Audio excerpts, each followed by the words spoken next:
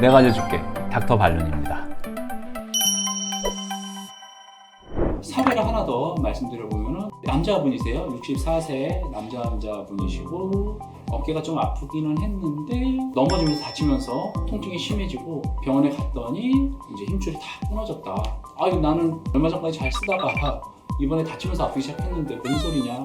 그런 경우 굉장히 많거든요. 잘 지내시다가 어떤 이벤트가 있어서 뭐 살짝 무리했거나 이분처럼 막 다치거나 일어나서 심해졌는데 이제는 잘 안 낫고 그래서 병원에 갔더니 힘줄이 다 넘어졌다. 굉장히 당황스럽죠.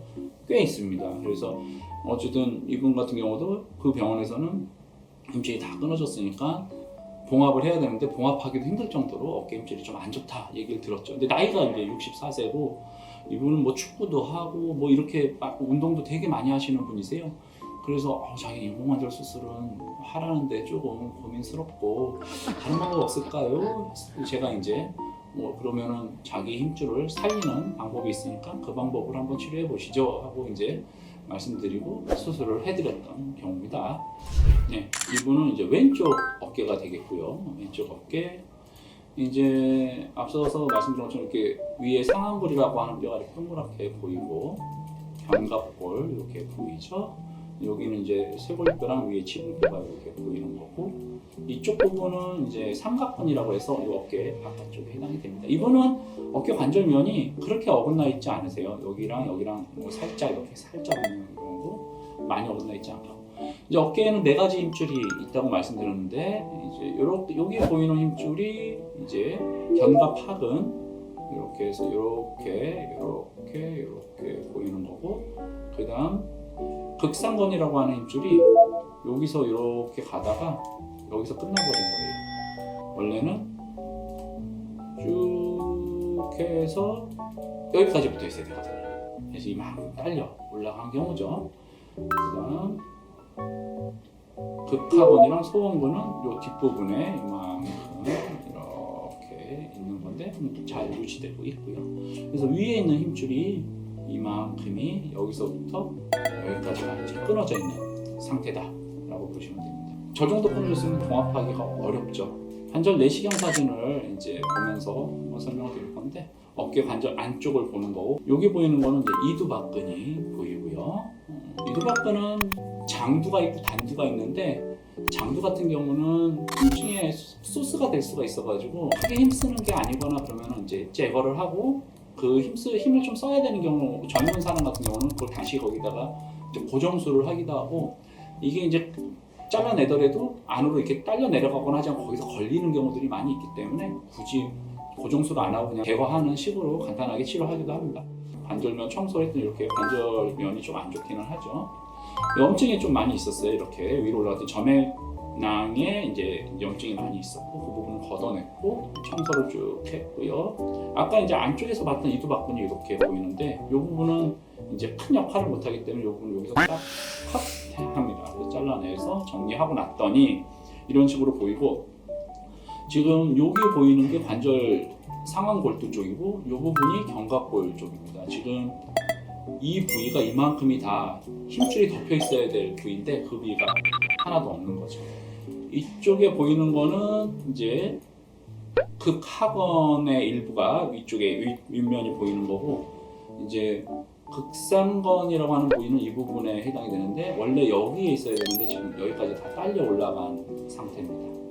그리고 이 부분이 좀 남아 있고요. 그냥 견갑하근은 이 아래쪽에 이렇게 보입니다. 근데 견갑하근 괜찮고 극상건만 다 이제 찢어져서 딸려 올라간 상태고 이 부분을 이제 덮어줘야 되는 수술을 해야 되는 거죠. 그 수술을 하는 게 이제 상부 관절낭 재건술이고 그 부위를 만들어주는 겁니다. 그래서 이제 수술을 하는 거죠. 이렇게 이제 위치를 쭉 보고 요거 이두박근 잘라놓은 거는 여기까지밖에 안 내려갑니다. 더 내려가지 않기 때문에 크게 문제 없고 정리를 하고 요 이제 이식할 자리를 이제 잘 붙으라고 뼈를 살살 좀 갈아냅니다. 그리고 이제 거기다가 이제 안에 이식할 힘줄을 꼬매줄 실을 안에다가 이제 하나씩 넣어야죠. 이런 식으로 이제 내시경을 보면서 하나씩 미리 이제 박아놓고 전체적인 크기가 얼마가 되는지를 봐야 되니까 그 크기를 이렇게 잘을 넣어가지고 잽니다. 굉장히 수술은 디테일하게 이제 진행이 되죠. 여기도 재고, 여기도 재고, 여기도 재고 해서 전체 크기가 얼마인지를 재서 밖에서 그거를 이렇게 딱 재단을 해가지고 정확하게 딱 이제 넣어주는 거죠. 그래서 하고 이제 안에 포맷 실드를 미리미리 이렇게 이제 연결을 해 놓습니다. 이렇게 하면서 이렇게 연결을 하는 거죠. 딱 꼬매고 이렇게 꼬매고 밑에 꼬매고. 그래서 딱 덮어주게 되는 겁니다. 이런 식으로 이제 이렇게 해놓는 거죠. 이 수술은 이제 내시경을 이용해가지고 수술합니다. 구멍을 한 5-6개 뚫어서 보면서 그 안에서 작업이 다 이루어지는 거고요. 수술 전이랑 후랑 비교를 하면은 수술 전에는 이제 이렇게 힘줄이 다 이제 없어져가지고 이렇게 휑하게 비었던 부위가 지금 이제 완전히 깔끔하게 딱 덮여있죠. 진피를 이용한 상부관절랑 재건술을 해가지고 거기를 딱 덮어주게 되는 거예요. 색깔이 약간 하얗게 보이거든요. 이렇게 딱 해주는 거죠. 어깨가 딱 덮여지게 되면은 이제 힘줄이 없어가지고 어깨가 아프고 움직일 때 불편했던 증상들이 이제 개선이 되는 거죠. 그럼 덮어주고 나서 MRI상에서 어떻게 되는지가 또 궁금하잖아요. 여기 아까 말씀드린 동그랗게 보이는 게 위에 뼈고 수술하고 나서 찍은 사진. 여기가 다 지금 비어있는 부분이라고 하는데 그 부위에 까맣게 이제 두껍게 이식한 힘줄이 들어간 거죠.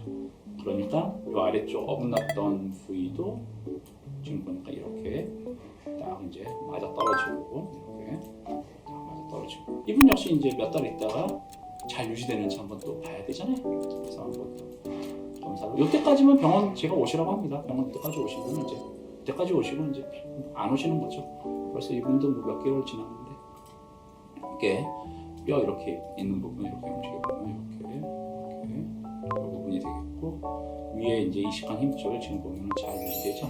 근데 이때는 약간 평평했는데 이때는 약간 올라가긴 해요. 왜냐면 이게 약간 늘어나거든요. 그래서 이게 두꺼우면 잘 유지가 됩니다. 이렇게 해서 자기 힘줄을 딱 만들어 놓은 거죠.